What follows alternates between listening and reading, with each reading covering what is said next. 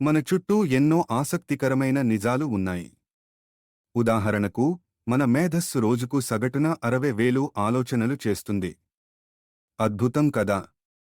అలాగే, ఒక తేనెటీగ ఒక కప్పు తేనెను తయారు చేయడానికి 2 మైళ్ళ మేర పూలను సందర్శిస్తుంది. మరి, మీరు తెలుసా? ప్రపంచంలో అత్యంత పెద్ద పక్షి, ఓస్ట్రిచ్, 9 అడుగుల ఎత్తు వరకు పెరుగుతుంది.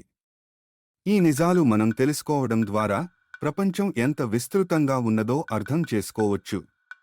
ప్రతిరోజూ కొత్త విషయాలు తెలుసుకోవడం ఎంత సరదాగా ఉంటుంది.